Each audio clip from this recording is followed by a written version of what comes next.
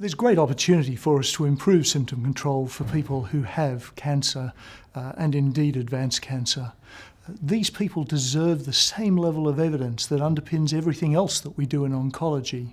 And at the moment we know that we're underestimating the impact of those symptoms, we're underestimating their prevalence, and we're underestimating the impact that that has on the rest of their cancer treatment.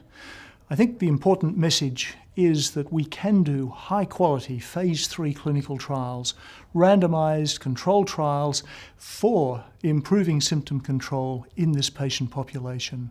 Those studies are not only feasible, they're ethically defensible.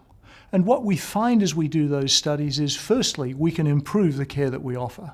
Secondly, we have a huge burden of symptoms as people enter those studies, not just the symptom of interest that is being studied, but other symptoms as well.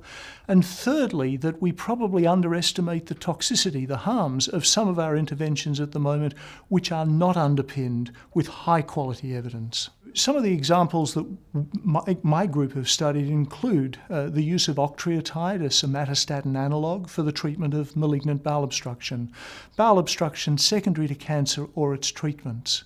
When we looked at that, we saw it was actually no better than placebo at actually reducing vomiting by 72 hours.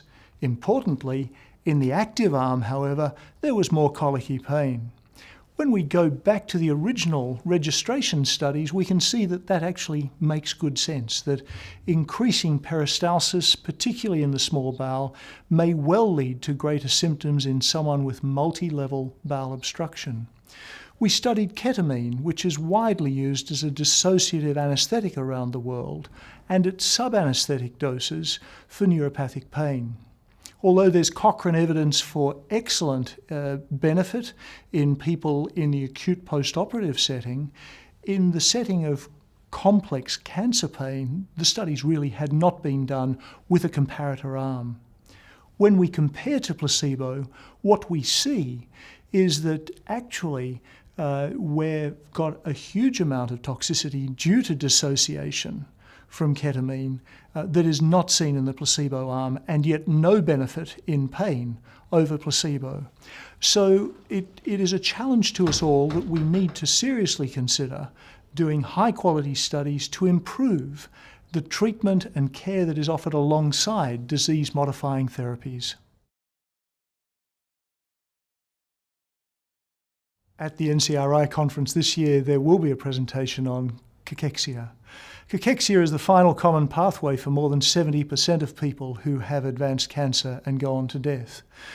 We underestimate its impact on patients, on their families, and on their ability to tolerate therapy. We've largely ignored it because until now, although we've been able to do something to improve the symptom of poor appetite, actually getting muscle back without being able to treat the underlying disease has been a dream. There are now several Phase 3 studies that have looked at novel agents for cachexia, and what we're seeing is a pattern that is allowing the body to actually regenerate lean body mass, that is muscle, to regenerate fat mass, and in some cases also to improve the symptom of anorexia at the same time. This is a significant shift in how we think about this debilitating problem. I hope that this is going to generate a conversation about how best to use these medications.